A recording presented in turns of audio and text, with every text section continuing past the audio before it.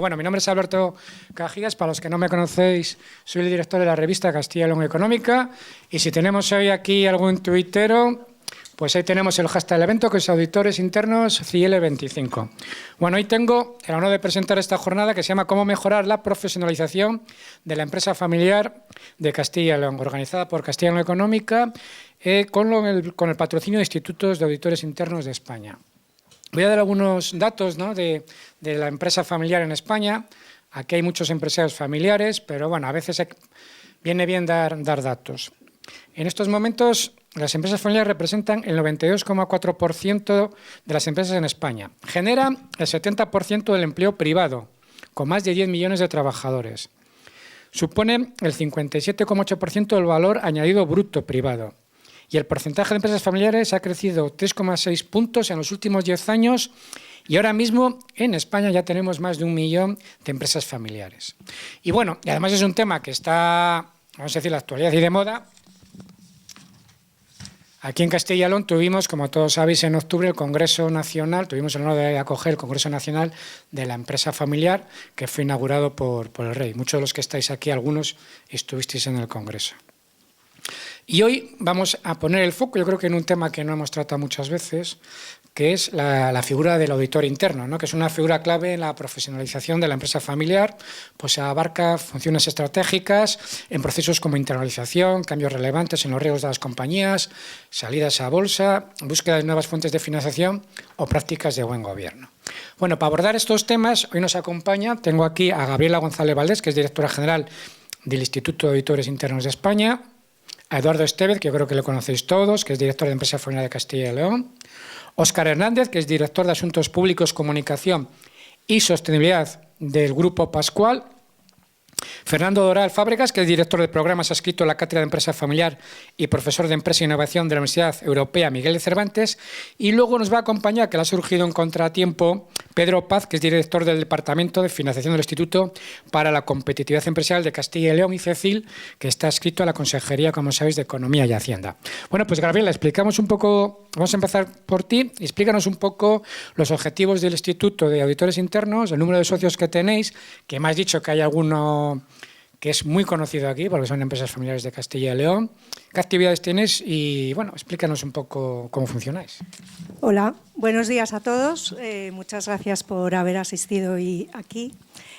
Déjame, Alberto, que antes de enmarcar la institución os hable un poco de la profesión, que hay mucha gente que confunde el auditor interno con el auditor de cuentas. El auditor interno, a diferencia del de cuentas, que trabaja para una firma externa a la empresa que audita, trabaja dentro de la compañía. Y trabaja dentro de la compañía no para mirar las cuentas, que ya lo hace el auditor de cuentas, sino para enfocarse a los principales riesgos que enfrentan las compañías. Tiene un enfoque a riesgos. No tiene responsabilidades de gestión. Esto quiere decir que le permite, al depender de la más alta institución de la compañía, el máximo órgano de gobierno, le permite ser independiente y, sobre todo, objetivo. Con lo cual da opinión sobre las cosas que están pasando en la compañía, sobre dar seguridad y confort a la propiedad o a la alta dirección, sobre que los riesgos están primero identificados y luego gestionados, o sea que hay un responsable que se encarga del riesgo de ciberseguridad, del riesgo de operaciones, del riesgo que son muchos los riesgos que tienen las compañías, ¿no?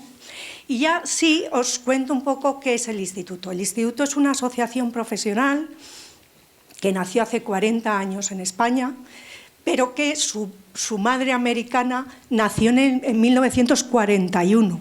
Esta es una profesión que nace en el mundo anglosajón como reacción al crack del 29 y a los problemas de gestión y de toma de riesgo que hicieron las compañías en esa época.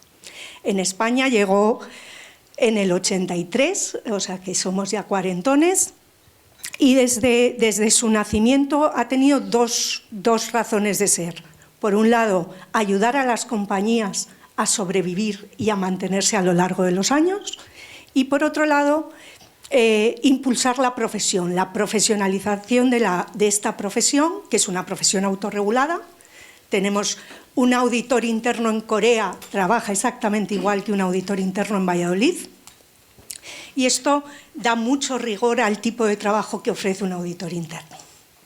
Yo creo que, por contaros, tenemos 4.200 socios en España. Para el mundo asociativo profesional es una asociación de tamaño grandecito. Auditores internos que trabajan en todo tipo de empresas y organizaciones. Comentaba con Alberto, Grupo Antolín. Grupo Antolín, por ejemplo, tiene auditoría interna, yo creo que desde los años 2000, cuando empezaron su internacionalización, cuando empezó la complejidad. Tenemos a Grupo Mirat, tenemos a Global Exchange, tenemos muchos socios en todas las regiones de empresas familiares. De hecho, yo creo que casi el 25% de nuestros socios trabajan en empresa familiar. Muy bien, bueno, son empresas aquí de sobra conocidas. Y Eduardo, bueno, yo he dado datos ahora de la empresa familiar en España. Danos algunos datos de la empresa familiar en Castilla y León, número de socios que hay, aportación al PIB, al empleo privado. Lo primero es agradecer la invitación a Alberto y a Castilla y León Económica. Saludar aquí a muchos empresarios de la asociación que son mis jefes, pero son amigos también. Y bueno, a nivel de lo que representa la asociación, pues lo que os diré es que ahora mismo hay 187 empresas familiares de todos los sectores, de todas las provincias. Son empresas familiares de cierto tamaño y tienen una posición todas ellas de liderazgo en su sector. De algún modo son punta de lanza, ¿no?, de lo que fueron en un día empresas pequeñas y ahora pues no lo son tanto.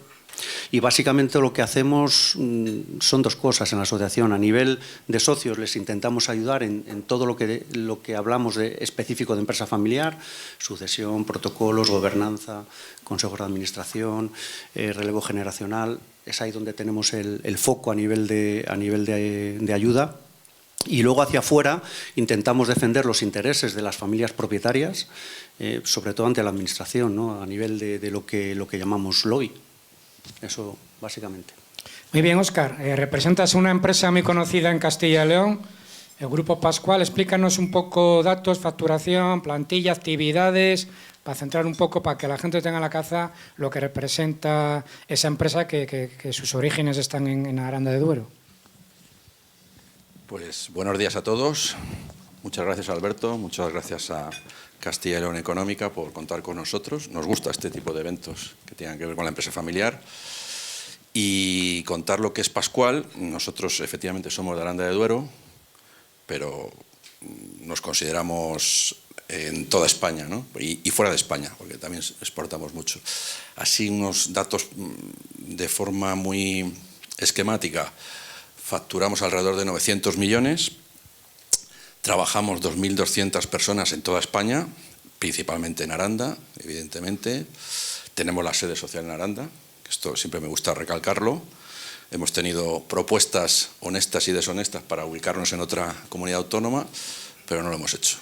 Estamos ahí, 2.200 personas, tenemos 8 fábricas, tenemos 27 delegaciones, llegamos a 54.000 puntos de venta en España. O sea, yo siempre digo que si el ministro Cuerpo quiere saber cómo está la economía, entre otros, que nos pregunten a nosotros, porque llegamos a la gran superficie, pero también al bar, también al restaurante y a la pequeña tienda, a lo que antes llamábamos ultramarinos, que ahora se dice de proximidad, pero es lo mismo. Entonces, esas son las grandes cifras. Tocamos, sí nos gusta decir, aunque todo el mundo nos conoce por la leche Pascual, pero tocamos muchos otros sectores. Por ejemplo, y resumo mucho, nos hemos metido en el mundo del café, porque el café en hostelería, no nos vais a encontrar. No con la marca Pascual, tenemos una marca que se llama Mocay, que es en Navarra, otra Saula en Cataluña y otra Jurado en el Levante, ¿no? Y nos estamos introduciendo mucho en ese sector porque tenemos también mucha presencia en hostelería. Tenemos una distribuidora que distribuye alimentos Pascual y otros, Y lo que he dicho antes, llegamos a 54.000 puntos de venta, ¿no? Entonces, con nuestros camiones de Pascual, que veréis aquí en Valladolid, o déjame decirlo, en Burgos también, si hay aquí alguien de Burgos, que no lo sé, con esos camiones llevamos nuestros productos, pero también otros productos, porque un hostelero necesita no solamente la leche, el café, el agua, el bifrutas, etcétera, sino también otros productos, aceite para cocina, y nosotros se lo llevamos, ¿no? Entonces, tenemos una distribuidora muy potente, tenemos marcas potentes y tenemos problemas, como he hablado ahora en la mesa con algunos otros colegas, también potentes, ¿no? Que no sé si tocaremos aquí o no. La fortaleza que tenemos es que somos una empresa familiar. Tercera generación ya está ahí, cuando digo está ahí, que ya está en la empresa. Sabéis que la fundó una persona que se llamaba don Tomás Pascual Sanz, luego le tocó a su hijo, Tomás Pascual Gómez Cuétara, fijaros qué apellidos tiene. Le tocó, cuando le tocó coger las riendas, entramos en España en la crisis del 2007-2008, que algunos os acordaréis que fue atroz, y ahora toca, no el relevo, pero sí que entre a jugar en el campo de fútbol en este caso sería la Arandina, pero bueno, la tercera generación, ¿no? Y ahí estamos. Muy bien, además en el Congreso Nacional se proyectó un vídeo, y os felicito porque fue un vídeo entrañable. Además se pusieron hasta a tocar, o sea que impresionante. Pedro, te damos la bienvenida, te he presentado antes, he tenido que tienes contratiempos y cuéntanos, la Universidad Europea Miguel de Cervantes, cuéntanos algunas cosas, cuántos alumnos tenéis, creo que paséis el corte que quiere poner el gobierno. Bueno, sí, me voy a meter en charcos. Sí, no sé si oye. Sí, nosotros no tenemos problema de corte. Tenemos mucha fuerza en esta parte. La parte local tiene mucha marca y estamos ahí ahora hemos abierto un edificio nuevo, tenemos 3 edificios, otro en Madrid y tenemos parte presencial y parte online. La parte online es muy fuerte y trabajamos mucho en Latinoamérica. Y la parte que llevo yo, que es con Cornell University, que es la Universidad de Cornell, que es la de Carl Sagan, no sé si os suena Carl Sagan, pues tiene una asociación con nosotros, entonces la parte online yo la llevo con ellos. Y bueno, es muy conocida en el mundo latinoamericano, es como super marca. Y bueno, Cornell es la top 14 del mundo, o sea que ahí trabajamos muy bien. Y nada, pues una de las partes que tenemos es empresa familiar, muy implicados aquí en el grupo, os conocéis todo el mundo. Yo estoy más en la sede de Madrid, pero aquí se conoce todo el mundo y a mí eso me da mucha envidia porque a mí la empresa familiar, yo cuando empecé a escribir libros y investigar y todo esto era porque me parecía como una especie de locura patológica. O sea, es como decir, empresa y familia, o sea, con lo complicado que es llevar una empresa, con lo complicado que es llevar una familia, ahora las dos. Que sabes que en un momento dado se van a pelear. Que ahora le pones al niño de presidente, entonces o me peleo con la familia o me peleo con... O sea, es todo muy loco. Entonces me puse a investigar ese tema porque me parece sobrehumano. Y llegué a la conclusión de que verdaderamente... Bueno, ¿qué pasa esto, Pascual? O sea, solo el 30% de las empresas familiares llegan a segunda generación, de esas solo el 10% llegan a segunda y de esas solo el 5% llegan a tercera. O sea que esto es una proeza absoluta. Muy bien, Pedro, explícanos, bueno, qué es el Instituto para la Competitividad Empresarial de Castilla y León, adscrito a la Consejería de Economía y Hacienda, qué líneas de actividades tenéis y luego ya entramos más en detalle el área que llevas tú, que es el de financiación. No tengo que apretar nada, ¿no? Está bien así. Bueno, en primer lugar, disculpas por... Vale. Bueno, explicar lo que es el ICE en un momento pues es bastante difícil, pero bueno, de manera gráfica, el ICECIL es digamos, yo lo definiría como el brazo ejecutor de las estrategias de política empresarial de la Junta de Castilla y León. Para ello, las estrategias principales a las políticas empresariales de la Junta de Castilla y León se dividen en 3 partes, básicamente. La estrategia de innovación, emprendimiento, donde se incluye también todo el tema de sostenibilidad, digitalización, la estrategia de internacionalización, dirigida a fomentar la presencia de las empresas de Castilla y León en el exterior y todo lo que ello conlleva. Y por último, la financiación, que además las otras 2, sin la financiación, pues poco pueden hacer, ¿no? Y entonces la financiación incluye pues todas aquellas medidas necesarias para que las empresas o los proyectos viables de Castilla y León puedan salir adelante y puedan implantarse en nuestra región. Muy bien, perfecto. Como resumen está bien. Como ¿no? resumen está Vale. muy bien. Gabriela, ¿qué ventajas puede aportar o aporta un auditor interno a una empresa? Bueno, yo creo que fundamentalmente tranquilidad, eso como primera medida.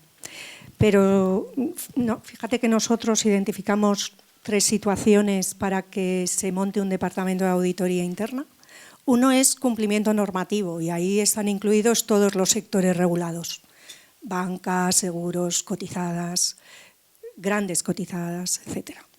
Pero luego hay un segundo momento que tenemos clarísimo y es como surgen muchos de nuestros socios, que es separación de propiedad y gestión en la empresa familiar.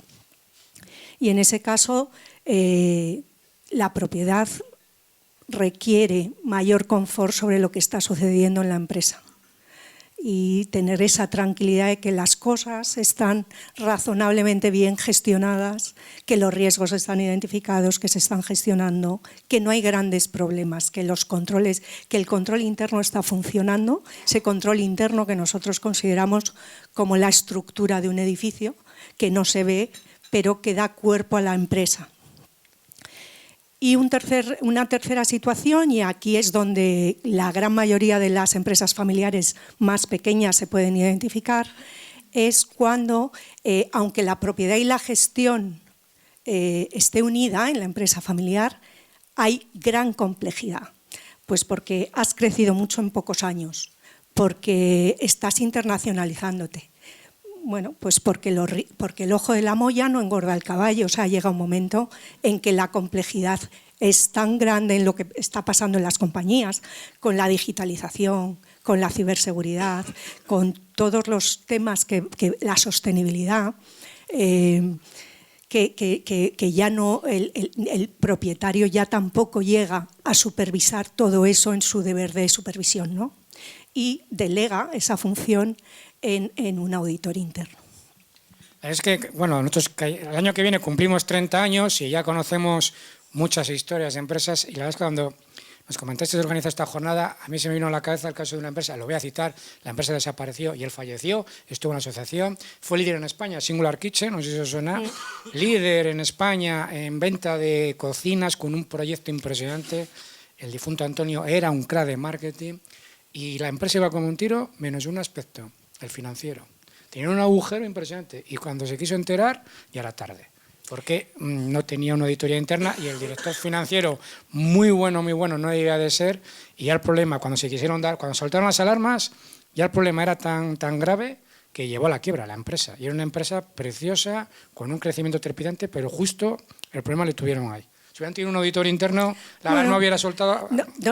Los auditores internos no son infalibles, pero yo creo que tener una figura que su trabajo es supervisar que las cosas están razonablemente bien, pues yo creo que te da más tranquilidad y más confort, ¿no? Sobre la gestión, porque la gestión no es solo hacer crecer al negocio, es que detrás hay mucha excelencia operativa, ¿no? Que llaman, y que los procesos estén bien controlados. Y eso yo creo que esa es una aportación de valor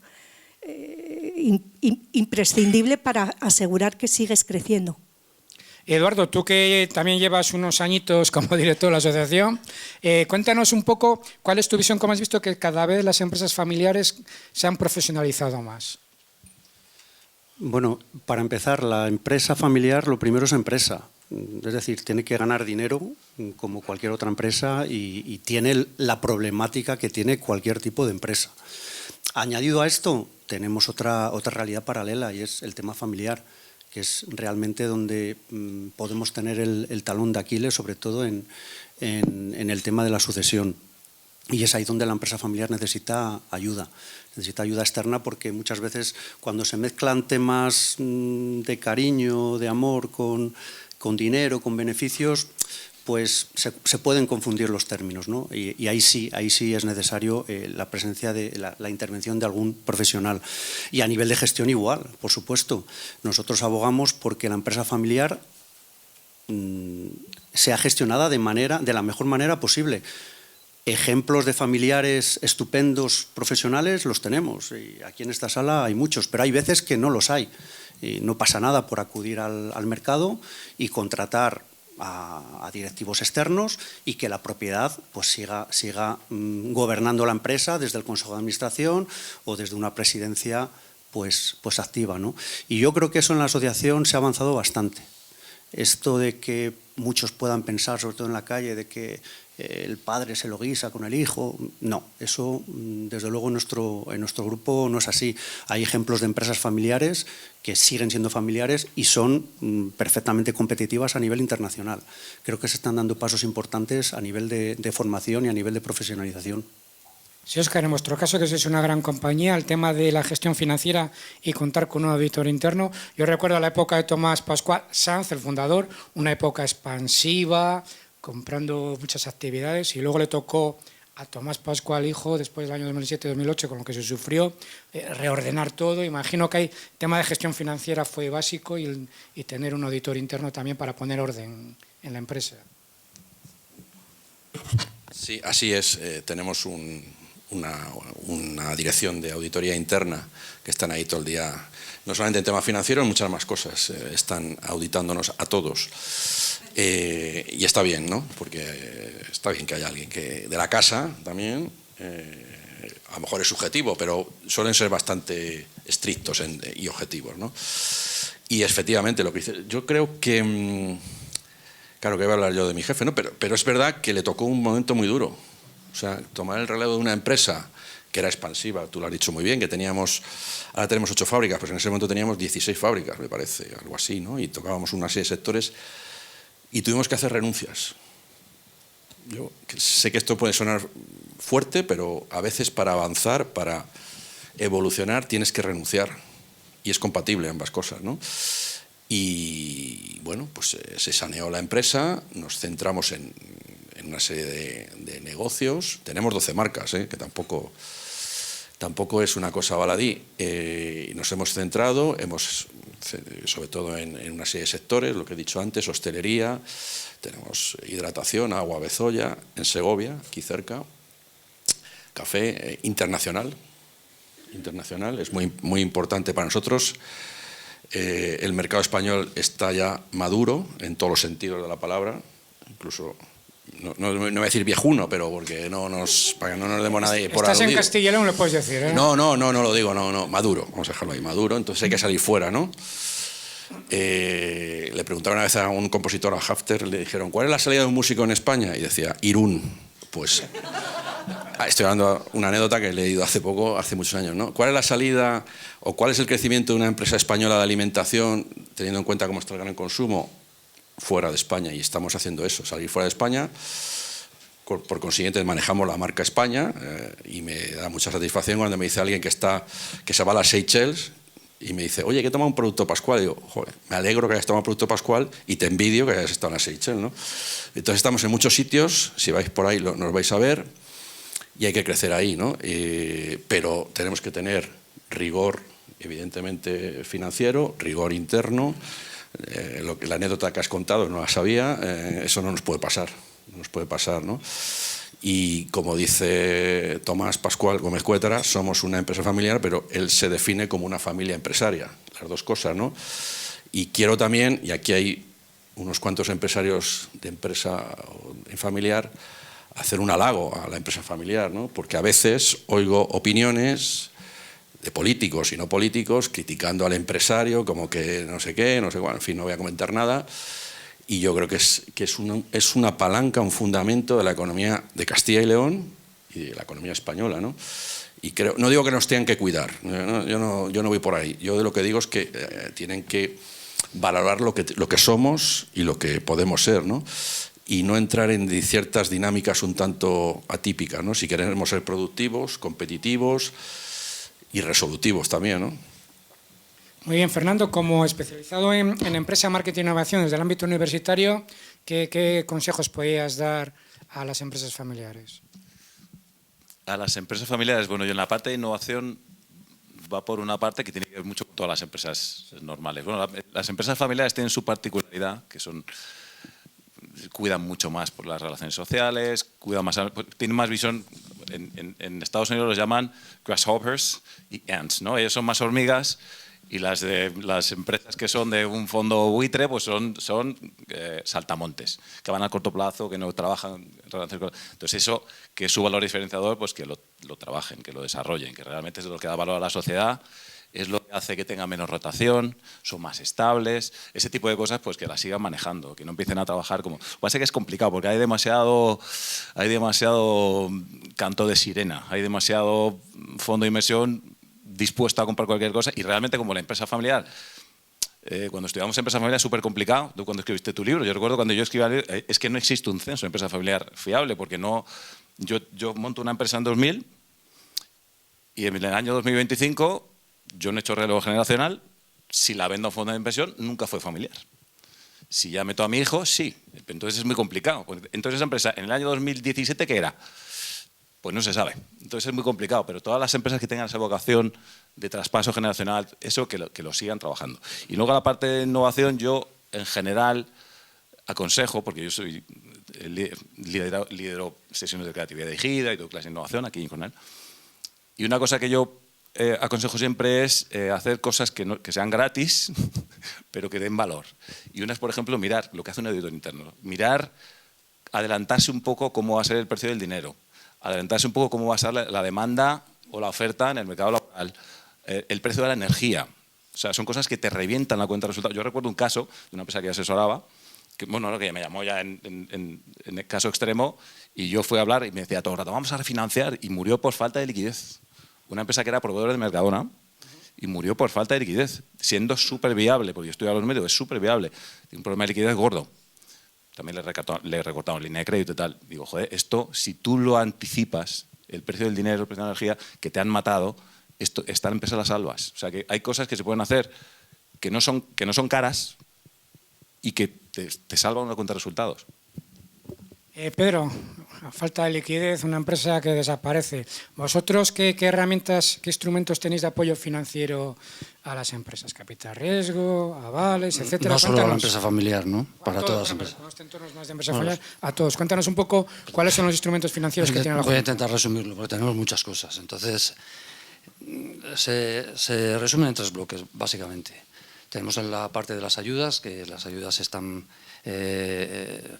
no es una herramienta financiera, pero sí es un apoyo financiero. Las ayudas las hay a la inversión, a la innovación, a la digitalización, al emprendimiento, todo tipo de ayudas que pueda necesitar una empresa para poner en marcha un proyecto, incluso para subsistir, ¿no? El segundo bloque de apoyos pues es el que tenemos con las empresas de nuestro perímetro, como son Iberaval y Sodical. Con Iberaval tenemos un programa muy antiguo, que viene desde el año 2002 prácticamente. Llevamos 20 y tantos años con ese programa, se llama ICECIL Financia, que no consiste en otra cosa más que bonificar los costes financieros de los avales que otorga Iberaval. La bonificación va desde el 1,25 hasta total, dependiendo de la línea que se trate, porque tenemos 12 líneas y no os voy a explicar aquí porque si no nos aburrimos, ¿no? Pero van desde el emprendimiento hasta la reactivación económica y las clásicas de circulante y para inversión. Esa es la parte de Iberaval. Y luego tenemos la tercera parte, que es todos los instrumentos financieros que tenemos con Sodical. Tenemos 7 fondos, que también van desde el emprendimiento hasta la capitalización de la innovación, desde el aprovechamiento de los recursos endógenos, la reindustrialización, el crecimiento, hasta 7.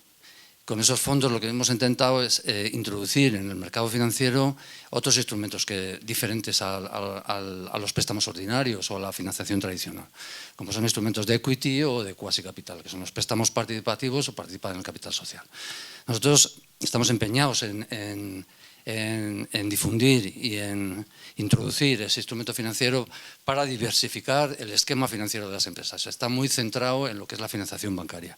Cuando luego viene una crisis, pasa lo que pasa. Es decir, somos dependientes de un único instrumento financiero y, bueno, y se resiente, la empresa se resiente. Entonces, bueno, intentar diversificar la financiación yo creo que es una idea y una finalidad que tenemos en mente. Muy bien. Gabriela, en estos últimos años, ¿cómo ha evolucionado la figura del auditor interno? Claro, no tiene nada que ver gestionar ahora una compañía como hace 15 años, 20 años o cuando se fundó el instituto. Bueno, pues básicamente ha evolucionado al ritmo de la empresa. porque esta es una profesión que en los años 80 los perfiles que existían eran básicamente economistas, porque eran los riesgos que más enfrentaban las empresas, y ahora son de todo. Tenemos ingenieros, tenemos economistas, tenemos licenciados en Derecho, tenemos ingenieros informáticos. Hay un poco de todo, son perfiles muy... como los riesgos son muy diversos, en función del tipo de empresa, en función del tipo de negocio, pues buscan perfiles de auditores internos muy diferentes. Cuando los equipos son grandes, pues tienen una diversidad de perfiles para poder anticipar esos riesgos que decías tú, Fernando, ¿no? Esa mirada anticipativa en la que también encuentras oportunidades. O sea, no solo ves los riesgos, sino que también puedes encontrar oportunidades, como pasa con, por ejemplo, toda la parte de economía circular, que nace en un riesgo y que está generando riqueza al promoverse la economía circular. O sea que todo tiene su cara y su cruz, y el auditor interno ha ido evolucionando en función. Tened en cuenta que al final la fuente de información que usa el auditor interno es el plan estratégico de la compañía. Si la empresa tiene una estrategia, el auditor interno va a estar mirando aquellos obstáculos, aquellos riesgos que puedan poner en peligro los objetivos de la compañía. Y con esa mirada estratégica ha pasado de estar muy centrado en el proceso a centrarse con una mirada estratégica en el futuro de la compañía. Eduardo, bueno, esto es una pequeña cuña. Lo primero, va a presentar en noviembre un libro. ¿Cómo se titula? Que no me acuerdo. ¿Esto que funciona? Me atpisa el anuncio, Alberto. Venga, bueno, como lo vas a presentar tú, pues no, es un libro que se titula El asociacionismo empresarial, : el quinto poder, entre interrogantes. Bueno, no deja de ser pues todo lo que he aprendido en estos años con vosotros, con los empresarios asociados, de la importancia que tienen las asociaciones para el desarrollo social y empresarial, en este caso de Castilla y León. Os le recomiendo, se lanzará a finales de noviembre, para que no me haga un Francisco Umbral, para que luego me diga que yo vengo aquí a hablar de mi libro, que no hemos hablado nada del libro. Bueno, ¿qué retos y desafíos crees que tienen ahora mismo las empresas familiares? ¿A nivel de gestión o a nivel familiar? A nivel de gestión, la familia ya la tocaremos en otro momento, de gestión. Sí, porque eso tiene difícil solución, para hablarlo aquí en 2 minutos. Eso da para un congreso, no para una jornada. A nivel de gestión, mira, yo lo que puedo decir es lo que preguntamos a nuestros asociados en la última asamblea que tuvimos de Empresa Familiar de Castilla y León, y le preguntamos cuáles eran los principales problemas que ellos veían como gestión. Lo primero que salía era la burocracia. Es lo que más les preocupa y, por tanto, nuestra asociación está siendo muy guerrera en este tema y, bueno, no nos importa decirlo, si tenemos que ser el azote para la administración en este tema, lo vamos a ser porque esto no depende de terceros, esto depende de voluntad política y si quieren hacer, pues lo harán. Burocracia, lo primero. Segundo tema que salió, absentismo, que es otro problema no solamente de las empresas familiares, pero quizás un poquito más, porque las empresas familiares suelen tener menos personal.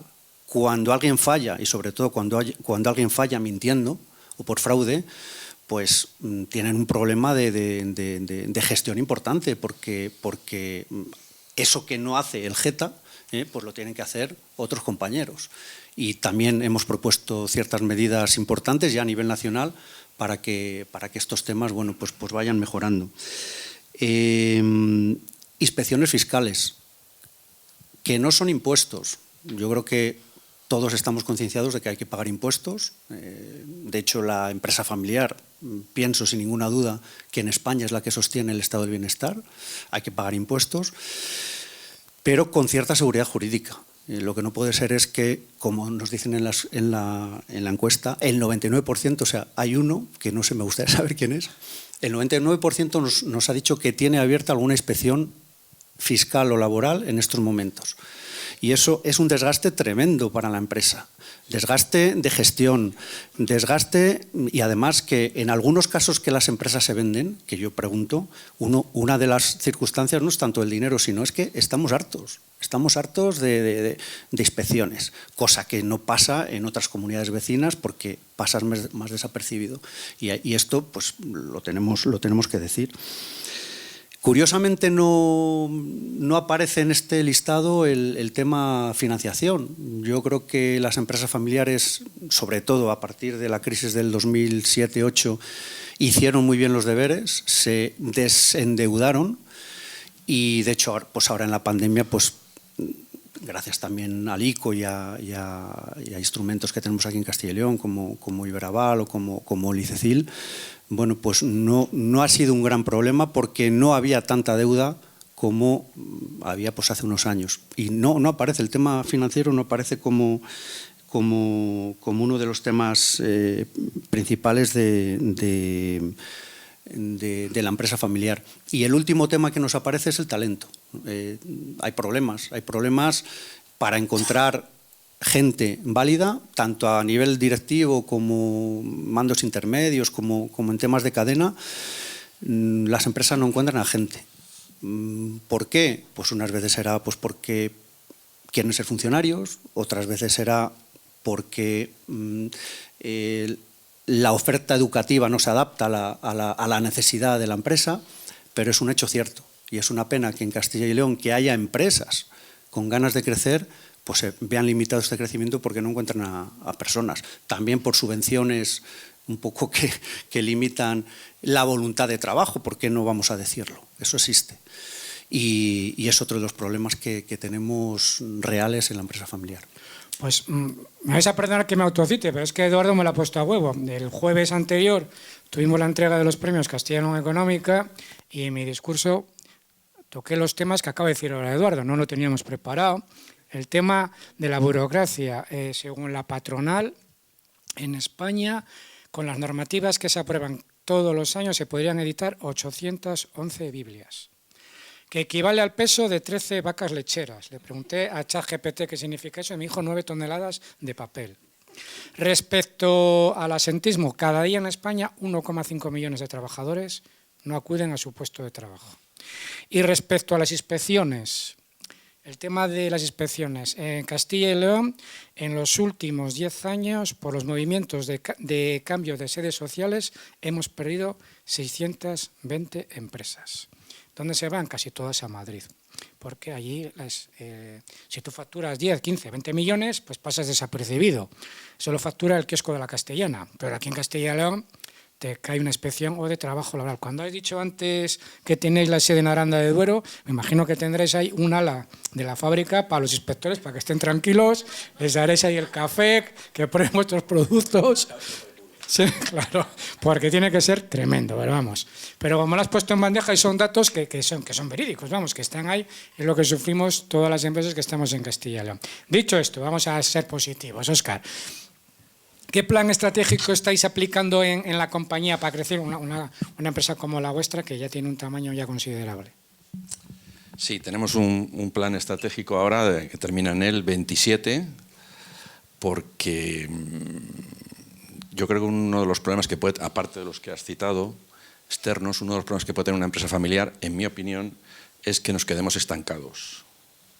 Estamos lo que llaman ahora el espacio de confort, ¿no? Hacemos esto, pues ahí nos quedamos y eso te puede llevar al estancamiento. Entonces tenemos un plan de negocio con todos los sectores, no lo voy a citar aquí. Queremos seguir potenciando mucho los más clásicos e innovar en otros, ¿no? La innovación en el gran consumo, yo no sé, en otros sectores es muy difícil. ¿Por qué?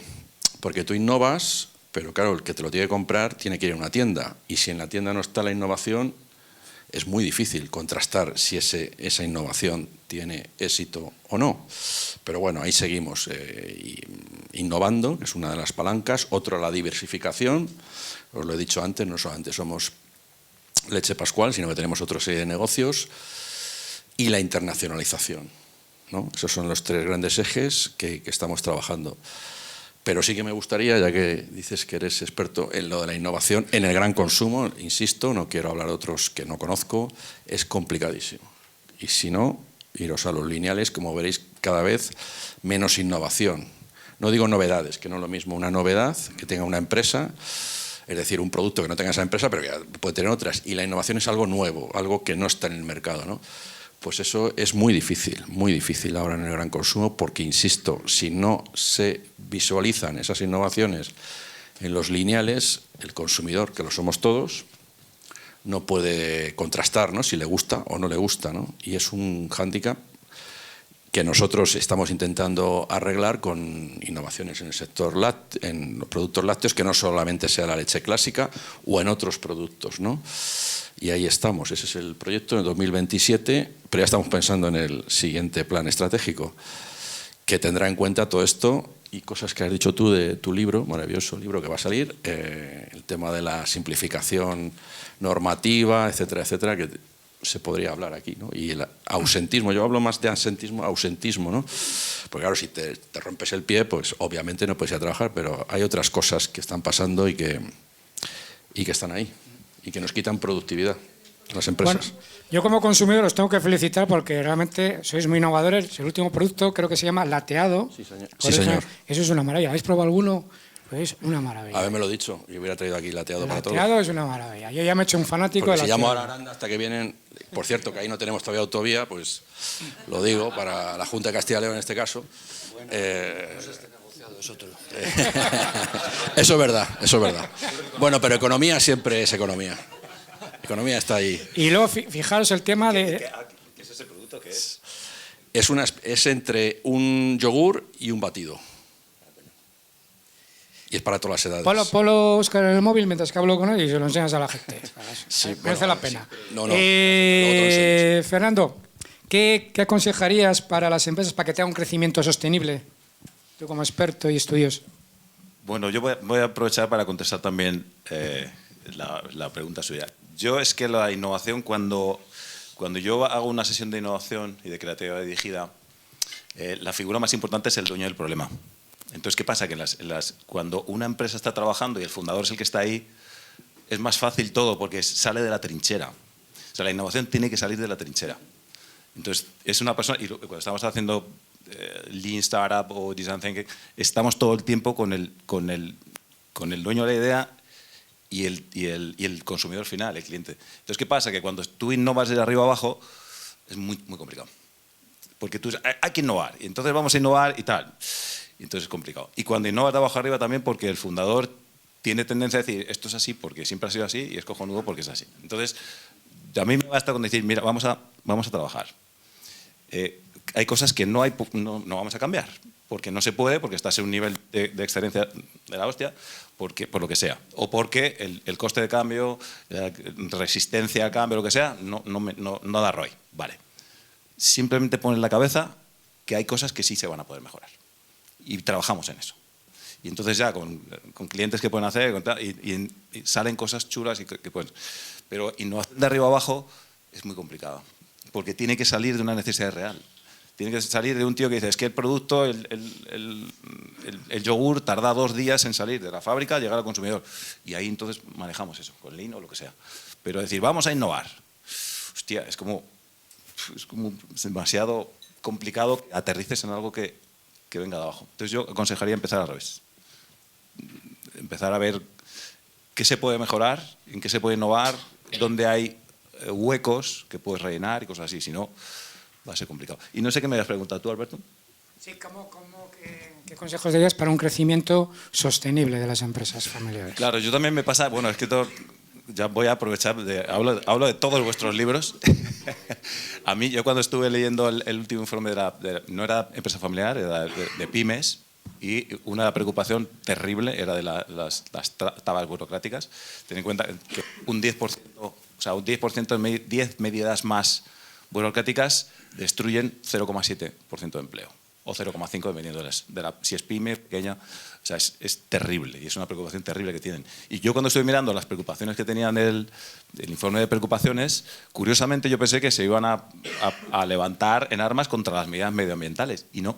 No es porque, claro, hay un montón de regulaciones y tal, y digo, joder, esto que me ha sobrevenido, pero no, están concienciadas y entienden que se puede hacer. Pero, sin embargo, las financieras, las fiscales y las de seguros sociales y todo eso, que es exactamente lo que habéis dicho, son las que más preocupan a la gente. Y es curioso. Sobre el tema de la burocracia, desde la Asociación de Empresa Familiar se presentó un informe, creo que hace 2 años, para reducir la burocracia de la Junta de Castilla y León. Se presentó un vicepresidente, ya no está. Se presentó ahora luego un consejero, ya van a dejar de estar porque entran en periodo electoral, que en marzo hay elecciones. Se presentó hace 2 años. Yo creo que avances. Igual ha pasado el informe de un despacho a otro. No, de esas 48, se tuvieron en cuenta 1/3. Que bueno, no sé si está bien o mal, pero bueno. ¿Y aplicado?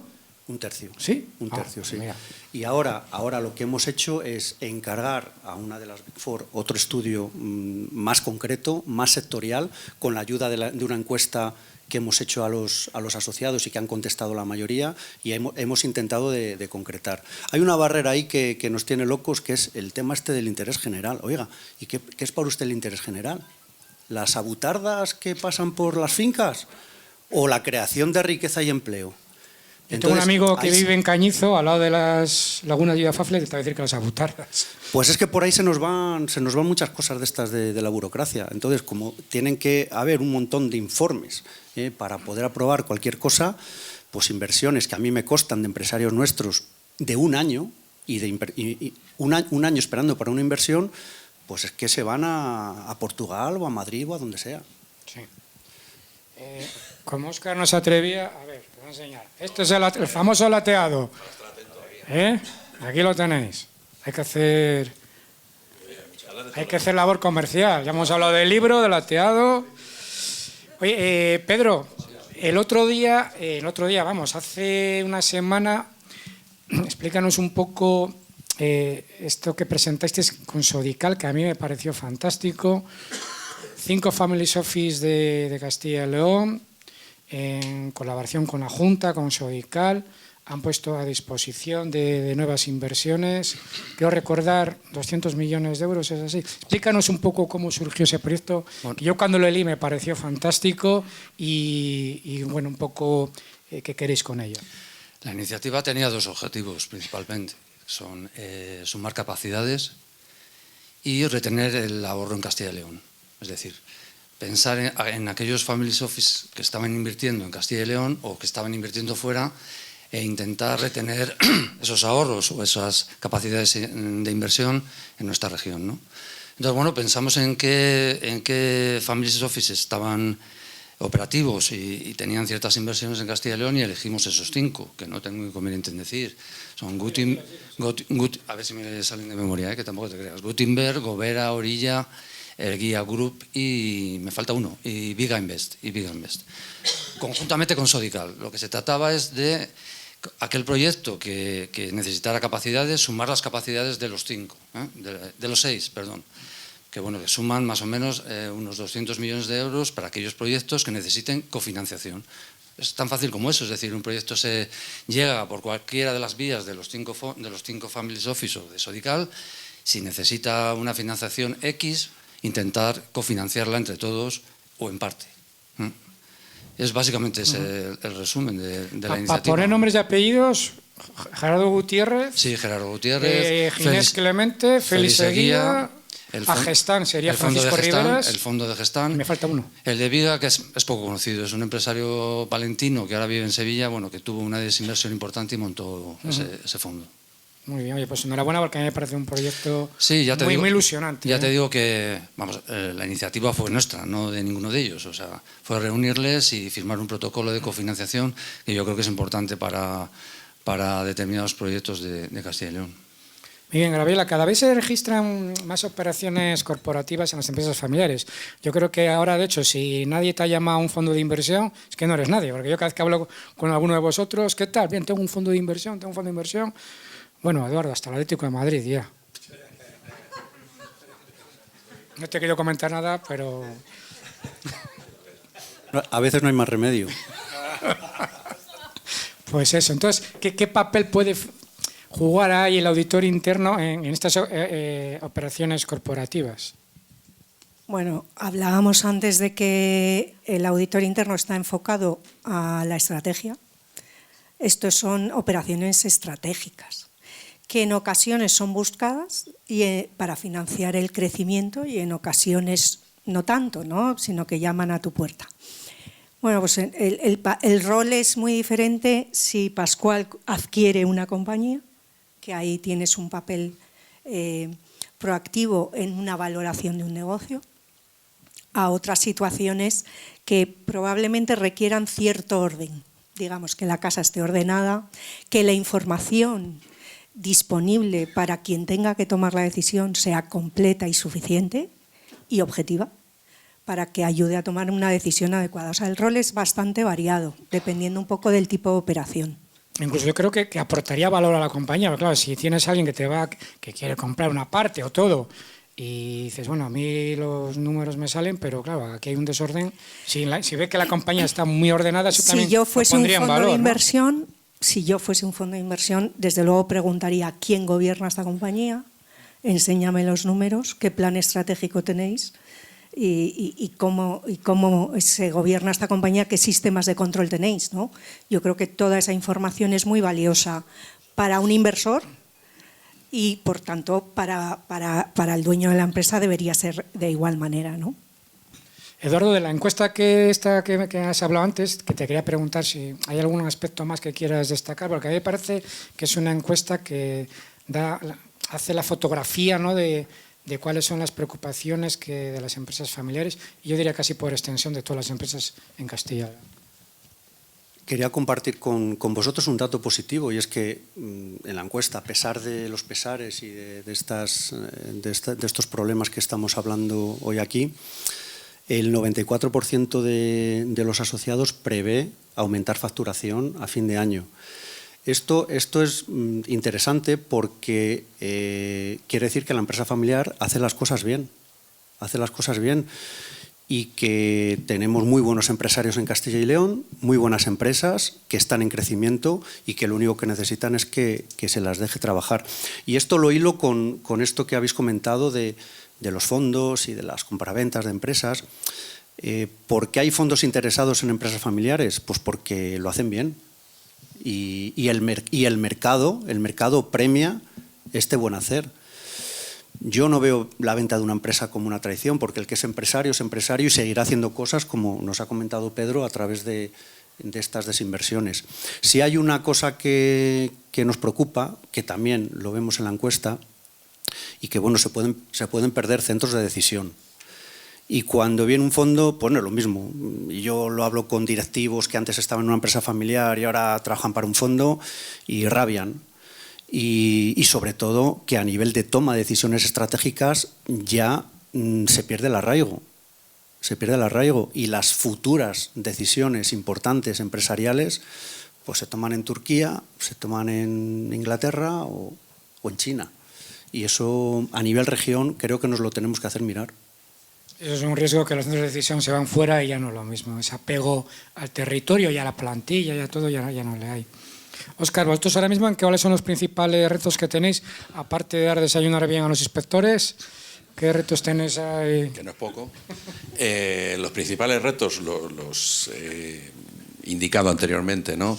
Queremos seguir potenciando los negocios más clásicos, básicamente el negocio lácteo.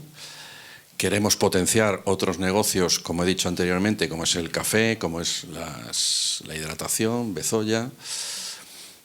Queremos potenciar el tema internacional, no solamente llevando productos de Aranda a Puerto Rico, sino haciendo alianzas en otros países terceros, ¿no? Es otra manera de hacer. De hecho, ya tenemos alguna fábrica compartida con socios de allí, en Angola, que os sonará muy raro, pero Angola es un país enorme y riquísimo, que ha estado 30 años en guerra civil, pero que ahora está creciendo. Estamos en Filipinas, que son los que tienen la cultura hispánica más cercana, ¿no? Aunque ya no hablan desgraciadamente español. Bueno, el tagalo tiene muchas palabras en español, pero no hablan. Y es uno de los tigres asiáticos, ¿no? Tenemos allí creciendo y nos vamos a Guatemala para toda la zona centroamericana, norte y sur, ¿no? En eso estamos. Y luego tenemos una serie de problemas que tenemos que solventar, se han dicho aquí, ¿eh? Uno, por ejemplo, es el relevo generacional, porque nosotros dependemos de ganaderos, por ejemplo. Aquí en Castilla y León, pues cada vez quedan menos ganaderos de leche. Y esto es un problema, porque si no hay materia prima, a ver cómo las fábricas funcionan. Y nosotros producimos, fabricamos y distribuimos, pero tiene que haber materias primas. No hay camioneros. No sé si os pasa a otros. Ya no hay, el relevo es muy complicado. Luego estamos en el medio rural. Hombre, Aranda ya no es... estuviese aquí el alcalde, me diría, ¿qué dices? Pero, claro, un ingeniero, lo digo casi de claro, que de Madrid, irse a Aranda, hombre, pues Madrid y Aranda no está muy lejos. Algún día, esta vez no es por Castilla y León, si tenemos tren directo desde que había antes a Madrid, para llevar productos, no pasajeros, que ya casi no hay pasajeros, pero sí producto, pues nos vendría mejor, ¿no? Entonces tenemos ese problema del relevo generacional. Tenemos también el problema del gran consumo, pero el relevo generacional, el ausentismo, evidentemente, pero el relevo generacional es muy fuerte, porque, insisto, Bezoya está en Ortigosa del Monte, no lo podemos poner en Polígono Industrial de Valladolid o de Madrid, o de donde queráis. Es que tiene que estar allí porque hay el agua, está allí el agua, ¿no?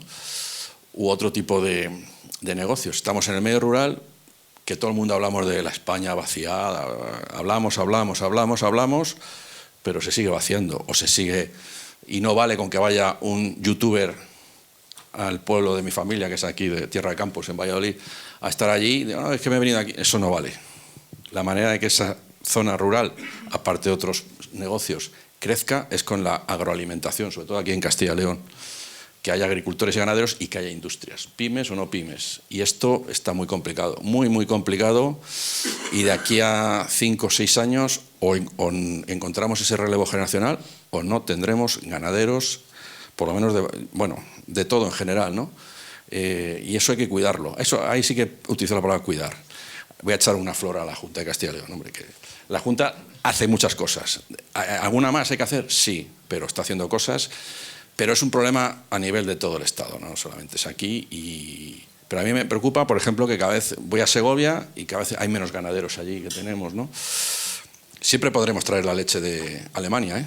Todo es así, no hay problema. Se trae de Alemania o de Francia, que tiene pero es una pena. Y esto no lo estamos viendo. Sí lo estamos viendo venir, pero no sé cómo lo estamos solucionando, porque la única manera es que esos ganaderos, que ya el 85% de los ganaderos de vacuno de leche están por encima de los 55 años, un trabajo muy duro, en unos años se jubilan y ¿quién toma ese relevo? Ya no hay pastores, ya no, en fin, una serie de cuestiones que no porque las diga aquí yo se van a solucionar, no, pero que nos preocupan mucho, porque España es una potencia agroalimentaria. Castilla y León ya no quiero decir nada, aparte del automóvil. La industria agroalimentaria o el sector agroalimentario es muy potente y no hay relevo. Y los ingenieros, ya no por hablar de ganaderos, también voy a irme al otro lado, prefieren irse a Alemania o a Polonia, que está creciendo mucho, porque ahí les pagan más, porque no sé qué, no se quieren ir dicho con todo el cariño, a Aranda, o cuesta que se vayan a Aranda. Pero ya lo de los ganaderos, esto es un drama para España, un absoluto drama. Pues sí, aquí, desde luego que en Castilla y León se está notando porque estamos perdiendo población año tras año. Y hemos bajado por debajo del umbral de los 2,5 millones de habitantes. Estamos en 2.400.000, en caída libre, vamos. Pero no. Fernando, hemos hablado aquí de captación de talento. Los alumnos que tienen los universitarios, en vuestro caso, en vuestra universidad, ¿ven a las empresas que están en Castilla y León como una salida profesional? Porque nosotros, desde el mundo de la empresa, pensamos que no somos suficientemente conocidos en el ámbito universitario y los chavales piensan en Madrid, iba a decir Barcelona, pero no, piensan en Madrid, en Málaga, piensan que su carrera profesional está fuera de aquí, cuando aquí hay empresas que son líderes, no solamente a nivel nacional, sino incluso tenemos líderes mundiales. ¿Es conocido el tejido empresarial en el ámbito universitario?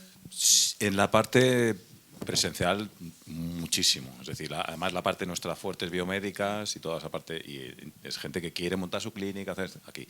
Yo que doy en la parte empresarial, de todo eso, es gente normalmente que tiene visión de hacer sus empresas aquí, desarrollarlas aquí.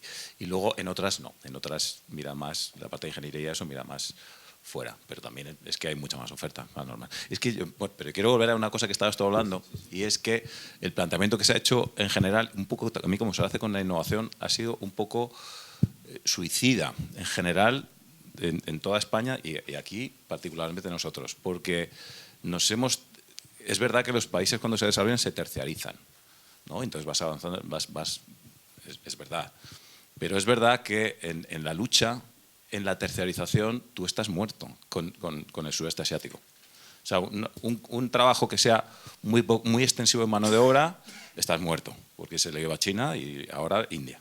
Un trabajo que sea muy tecnológico, estás muerto porque se lo lleva a China, porque tienen 150 ingenieros por fábrica y tú 2. Y sin embargo, los que sean ese estilo, que ganadería, el agroalimentario, de hecho en el plan que hizo Castilla y León en 2017-2022 estaba el agroalimentario, no estaba automación, agroalimentario, estaba realmente, pero hay que fomentar eso, que es donde no tenemos competencia, porque el tractor que utiliza el tío de Medina del Campo es el mismo del China, entonces no merece la pena irse a China a comprar los cacahuetes. Entonces ese tipo de cosas hay que anticiparse. Habría que anticiparse y meter dinero donde estamos bastionados, que son mercados bastionados. Y encima tenemos una ventaja competitiva de la leche, literalmente. Y lo estamos descuidando. Entonces yo creo que hay que cambiar un poco la mentalidad de que ser muy moderno y ser muy competitivo significa fabricar chips, que no es eso. Que no es eso. Tienes un tejido empresarial fuerte, arraigado, con cultura de consumo en España y en Europa. Joder. ¿Qué más quieres? Entonces ese tipo de cosas de cuidar al ganadero, es que tiene que ser el plan estratégico español. Tiene que ser un plan estratégico español, en una de las bases, no digo la única, no digo vamos a dar solo turismo y vacas, vale, pero es que es súper bastionado, es un mercado bastionado y lo estamos perdiendo por inacción y me parece grave. Pedro, vosotros tú que tienes mucha experiencia en apoyar con instrumentos financieros a las empresas, me imagino que también la importancia de que esas empresas tengan un auditor interno para cuando os presentan las cuentas que esté todo ordenado y que no sepáis que ahí no asumís ningún riesgo y que ese apoyo vuestro, que no es una donación ni un fondo perdido, sino que realmente sirve para dar un impulso a esa empresa y lo importante es que tengan las cuentas bien gestionadas a través de un auditor interno. Bueno, no siempre se asume riesgo, o sea que da igual que haya auditor interno. Pero bueno, yo la auditoría interna la veo como una inversión estratégica de la empresa, es decir, es algo a largo plazo. Si ya que estáis hablando de una empresa familiar, yo creo que tiene múltiples ventajas, es decir, una transparencia, ya lo habéis dicho aquí, la transparencia, la toma de decisiones, el que a la hora de tomar determinadas decisiones sean profesionales y no familiares, por decirlo entre comillas. Yo lo veo desde ese punto de vista y el acceso, además permite el acceso a todos nuestros instrumentos de una manera más fiable, más confiable, por decirlo de alguna manera. Así que totalmente de acuerdo al tema. Y además que estamos viendo nosotros en las empresas que vienen a solicitar financiación, pues esa falta de gestión interna. O sea, es tremendo lo que existe en ese aspecto. Cuando ya la empresa quiere adquirir determinado tamaño, se ve incapaz de gestionarlo, pero así, literal. Entonces, claro, es muy necesario el tema del auditor interno. Lo vemos así. Muy bien, pues vamos a ir el turno de preguntas, aprovechando que tenemos aquí a nuestros ponentes. ¿Queréis hacer alguna pregunta o lo dejáis ya para el café? Pues, Alberto. ¿Qué tal? Buenos días. Yo soy Alberto de Granalú. Gabriela, quería hacerte una pregunta con respecto a lo que has comentado, porque me parece interesante el tema, este dicho que se dice, ¿no? De que el abuelo lo hace, el hijo lo sigue y el nieto lo destruye. Y ahí me parece curioso esto porque ¿cómo podría influir o cómo podría haber influido en estas empresas? Concretamente, Alberto, lo que has dicho de Singular, imagino que esa podría haber sido un caso. Todo esto de auditor interno, que creo que podría ayudar mucho, y ese dicho se dice de una manera muy banal y a mí, por ejemplo, yo estoy en segunda generación, a mí no es que me moleste porque le acepto como es y es verdad, pero creo que tiene mucho que ver desde arriba hasta abajo en esas 3 generaciones y las tocas, y eso que yo todavía no he llegado a la de los nietos y todavía me queda, ¿no? Pero creo que tenemos mucho que ver las personas que estamos Y esta profesionalización, yo concretamente me encuentro inmersa justamente en esta parte de profesionalización en mi grupo empresarial y me ha gustado lo que has explicado. Entonces la pregunta sería, ¿cómo habría influido, si nos vamos un poco a estas empresas, si habría ayudado a que el nieto, que se le pone ahí como el culpable de, habría ayudado o no habría ayudado? Gracias. Bueno, si consideramos, y yo sí considero que el auditor interno es un factor de profesionalización, porque ya yo creo que cuando las compañías van pasando de generación, pasan momentos en los que la gestión interna igual no se le presta tanta atención, pero a procesos diversos, no solo a la planificación financiera, que es crítica porque esto es un negocio, sino a cualquier otra consideración operativa, pues a prestarle atención a la cadena de suministro, a mil cosas que pasan en las compañías, a la logística, a todos los procesos internos. Que esos procesos internos estén ordenados, el tener un auditor interno te asegura eso. Bueno, no sé si te asegura, pero sí te facilita cierto orden interno, ¿no? Ese es el trabajo del auditor interno, sobre todo en empresas que están en fase de maduración interna. Yo creo que ahí tienen un valor añadido muy importante, porque al final lo que hablábamos antes de que el negocio, hay veces que la propiedad se concentra mucho en hacer crecer al negocio, y igual la gestión interna no se le ha prestado tanta atención, que es crítica para la continuidad del negocio. No sé si he contestado a tu pregunta. Sí. ¿Alguna pregunta más? Sí.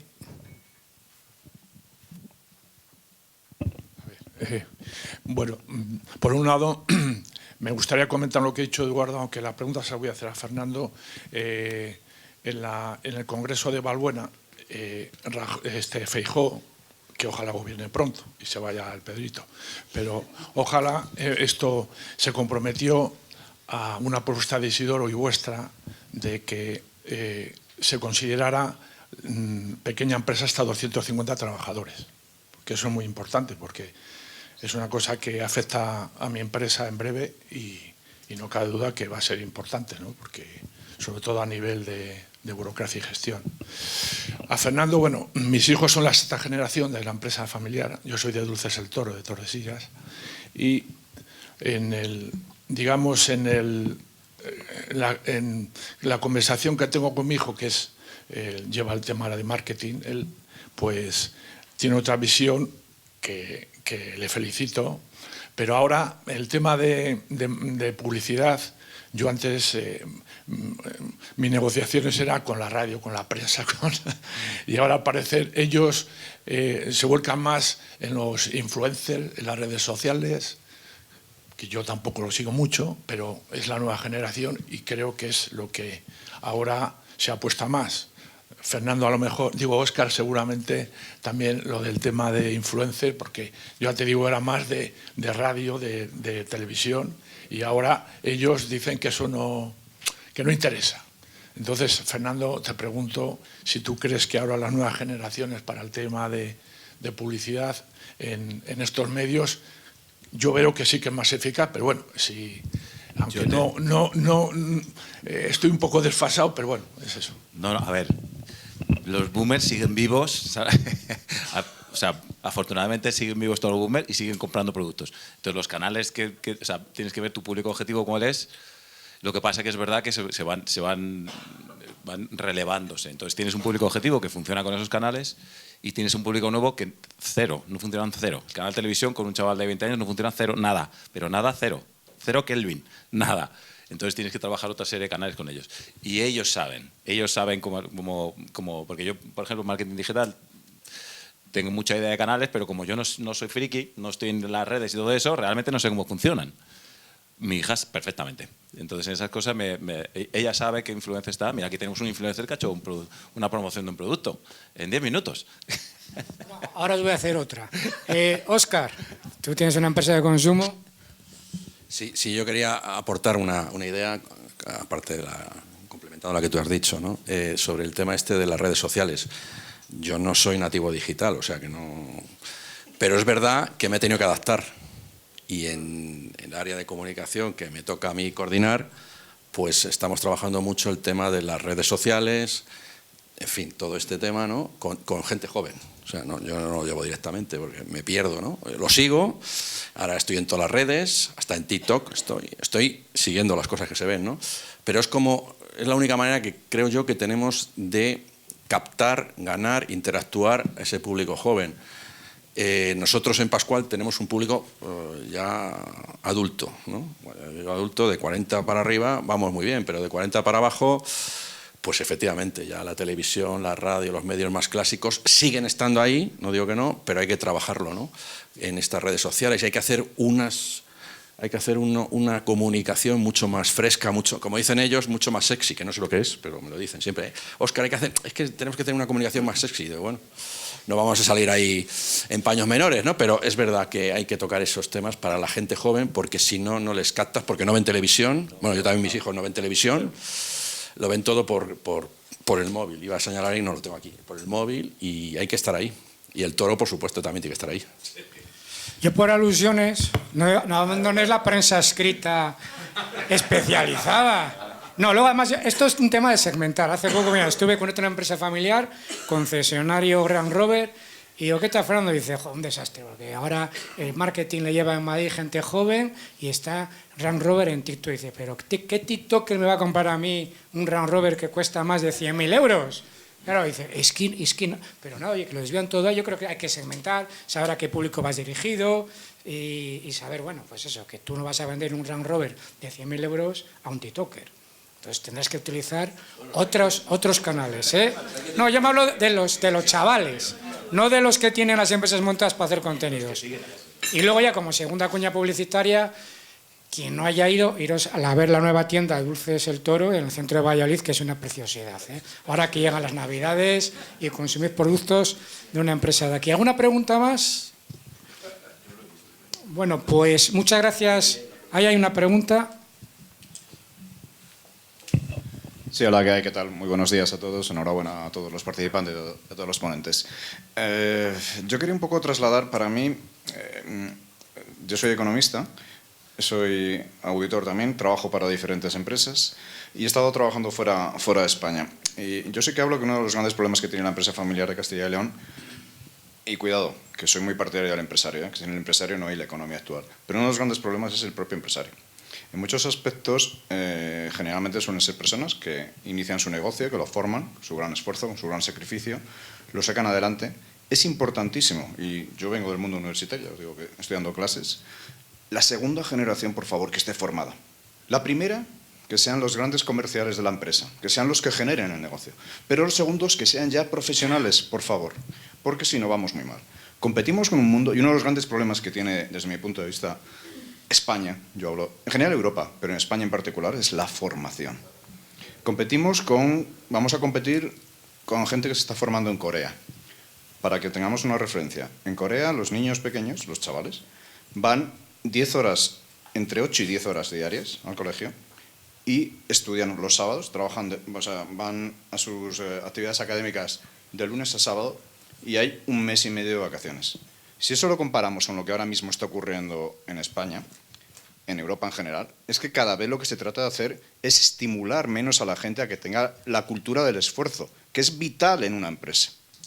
Entonces, claro, es que tenemos que tener en cuenta lo que nos vamos a enfrentar, que es que el mundo ahora mismo es un mundo global y donde competimos en todos los aspectos.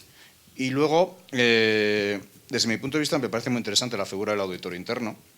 En el fondo yo creo que todas las empresas tienen siempre pues, ese gestor o esa persona que controla la mayor número posible de áreas, pero claro, probablemente su profesionalización no es la más adecuada. Entonces yo creo que sí que la figura de auditor interno tiene un futuro extraordinario.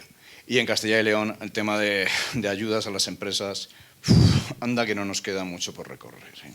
Hablamos de Madrid, pero es que claro, es que las ayudas en Madrid para montar empresas, desde instalación de las empresas, desde inversión en infraestructuras, desde ayudas a la contratación, etcétera, etcétera, es que nos sacan lo que no está escrito. Pero es que nos damos cuenta de lo que está pasando en Castilla y León. Si en Castilla y León perdemos empresas con destino a Madrid día tras día, pero ¿alguien se ha preguntado por qué es? ¿Y por qué no somos capaces de competir? Si se vive mucho mejor en Castilla y León que en Madrid, ¿Cómo es posible que se vean las empresas? ¿Solo por negocios conjuntos? ¿Solo por negocios por cruce de operaciones? No, no. Fundamentalmente es por el apoyo institucional que hay allí en Madrid. Y eso todos los que trabajamos aquí lo tenemos que entender. Y luego otro tema, ha salido el tema de la España vaciada del mundo rural. A mí me ha sorprendido en Alemania cómo han tratado el tema rural. Han trasladado las administraciones públicas al mundo rural y han logrado fijar población en el mundo rural. Tomaros esa referencia. ¿Algún comentario de esta reflexión? No. Yo, un comentario a la profesionalización.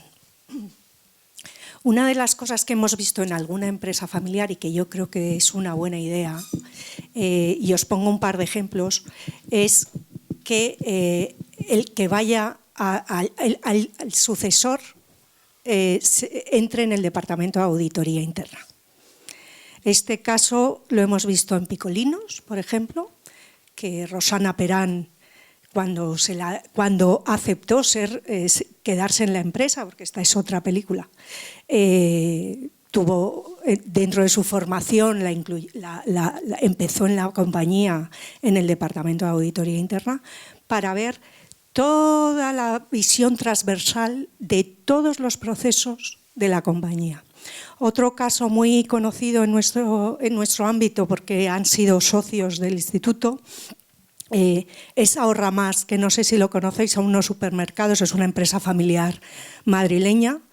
Bueno, pues Milagros Medina, actual presidenta de Ahorra Más, la presidenta del Consejo de Administración, empezó su carrera en auditoría interna, donde ha estado 10 años más o menos, para conocer de arriba abajo todos los procesos de la empresa. Yo creo que ese es un camino muy interesante para esa segunda generación o esa tercera generación. Sí. Es que me ha parecido muy interesante lo que has dicho, que no lo sé cómo se puede hacer eso, de llevar la administración a la España rural, en este caso. En Alemania, para que te hagas una idea, han sacado todas las administraciones de los centros de las ciudades, pero cuando hablo de la administración fiscal, lógicamente los ayuntamientos están donde están, lógicamente. Claro, sí. Pero todo lo han trasladado. Casi todas las administraciones las han trasladado a espacios rurales. Espacios en el entorno de 40 50 kilómetros de las grandes ciudades, pero los han trasladado ahí. Y lógicamente al final ahí han fijado población de funcionarios a esas áreas. Han dado dinero a los funcionarios que se iban a vivir, pues no a Aranda de Duero, pero sí a Roa del Duero o no. Sí. Entonces, en definitiva, si la administración quiere fijar población, la primera que tiene que trasladarse son ellos mismos. No, sí, la idea la veo bien. O sea, por ejemplo, este fin de semana es España,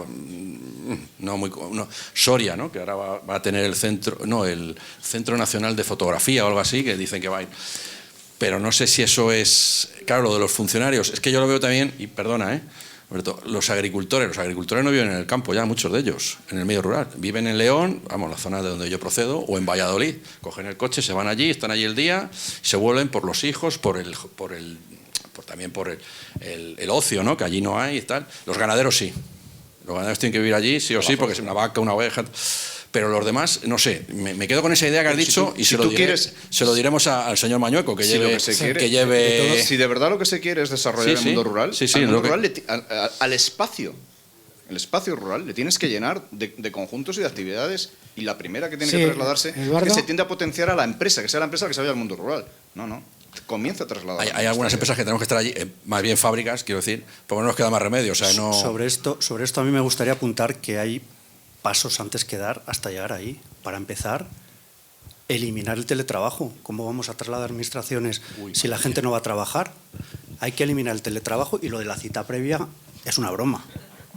Es una broma, o sea que no hay que inventar, no hay que irse tan lejos para poder mejorar un poco lo que tenemos.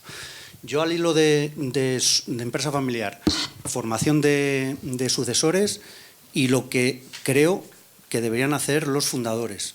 Dos reflexiones muy rápidas. En la asociación recomendamos, y de hecho hemos hecho un programa interregional con varias asociaciones, recomendamos que antes de entrar en tu propia empresa familiar tengas una experiencia laboral fuera. ¿Por qué? Pues primero, si lo haces bien y te tratan como uno más, pues vas a entrar en tu empresa con más seguridad, te van a valorar más los colaboradores de tu padre, vas a coger más seguridad. Entonces, tenemos un programa muy bonito para que los hijos de empresarios, los familiares, pues puedan trabajar en alguna empresa antes de incorporarse a la suya propia. Eso pensamos que es positivo.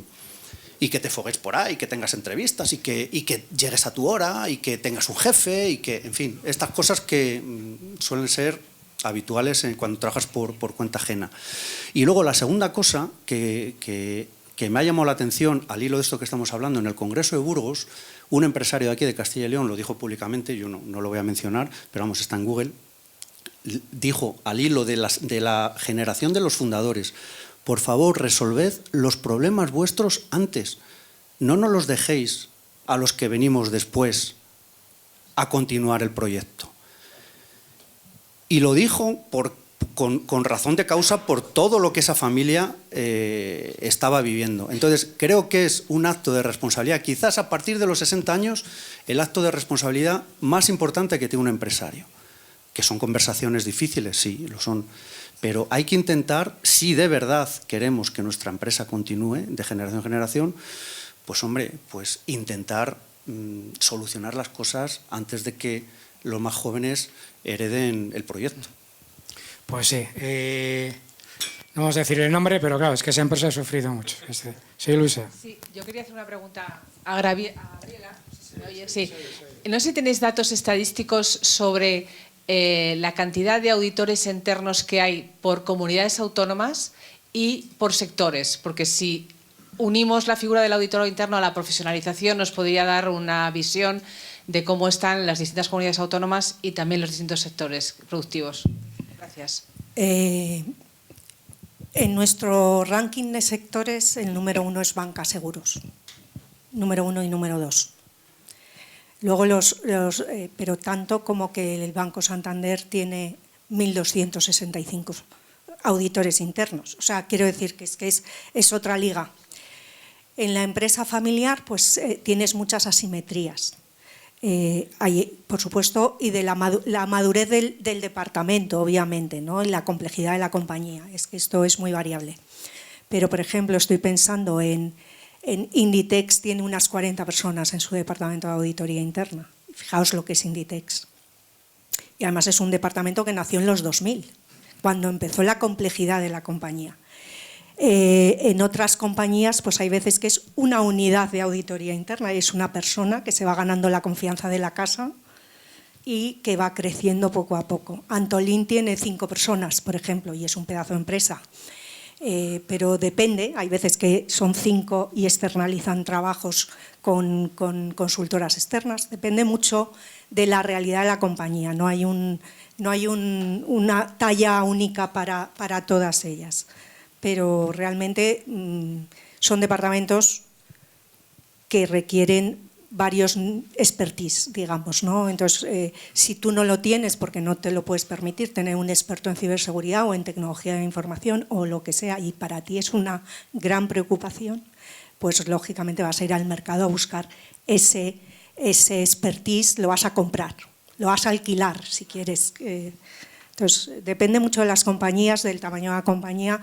Lo mejor es empezar con una persona, y con una persona senior, obviamente, porque este no es un trabajo para un junior, porque está dependiendo de la propiedad, se tiene que ganar la confianza de la casa y tiene que hacer buenos análisis para aportar valor, ¿no? Bien, pues si os parece, tenemos aquí la ronda de preguntas. Como vamos a tomar un café para intercambiar impresiones, yo creo que mis compañeros de mesa se han ganado un aplauso.